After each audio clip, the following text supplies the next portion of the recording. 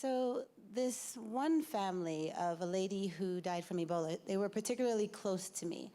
I remember walking with her brother, and I would threaten to quit my job and move to his village of Korapara, where I would sell very delicious bananas. And then he promised to find me a good and sensible husband, because he was very distressed that at this age I still was not married. So it's interesting when you pull up the hood of different institutions and organizations and companies that relationships still matter, and it's no different in global health. So if we go back 6 weeks before I arrived into Guinea, I had just completed my PhD in global health and epidemiology.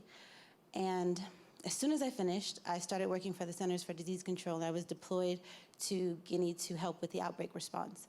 But it was really the end of the outbreak. The outbreak had already been declared, so I was just going to train some of my local counterparts and help to build the surveillance system.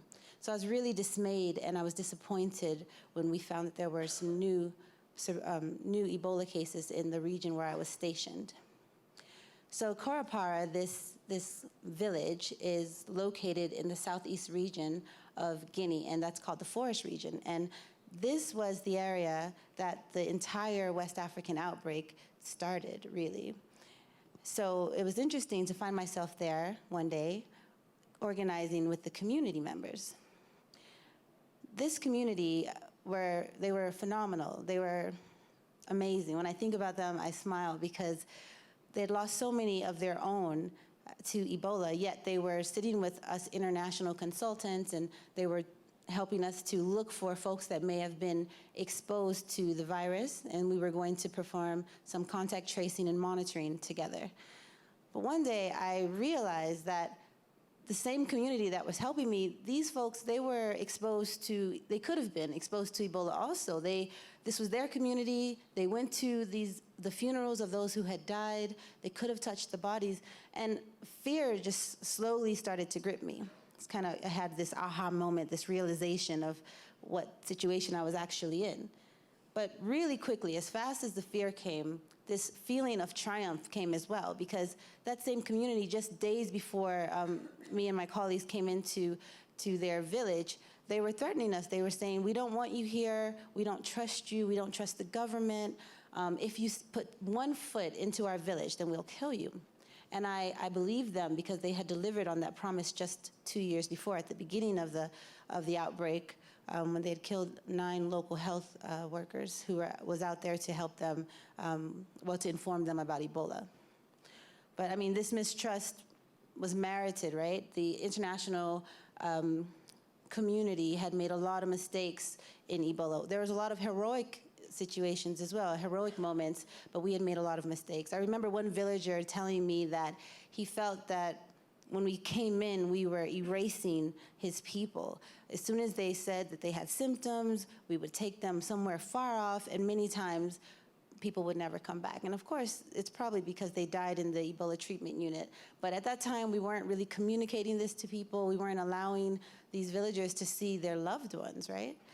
So by the time I came to Guinea, we had learned a lot of lessons, and so I benefited from a very informed and educated response team. When I got there, the villagers, they were integral to our outbreak investigation. They teamed up with us. They translated the information to the community members.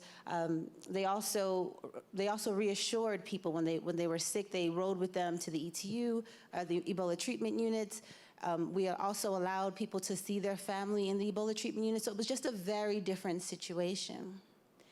And this really, really helped the outbreak, because before, when we weren't trusted, they were hiding their loved ones from us, and that extended the transmission chain. So one day when I went to the family that was so dear to me, and I saw the matriarch of the family, this older woman, and she was so lovely. She's the one who brought me all the bananas. I really liked her.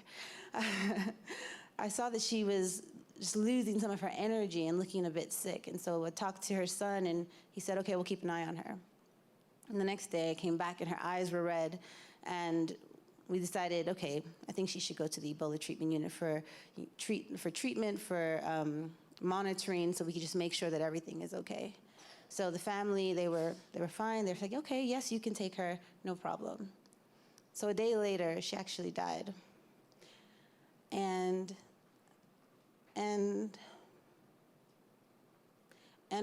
myself and my team, we had to go and tell the family about this. And this is when I realized that in those short few days, intense days, right, we had forged this strong bond, a real bond, because together we cried, together we prayed, together we mourned her, you know?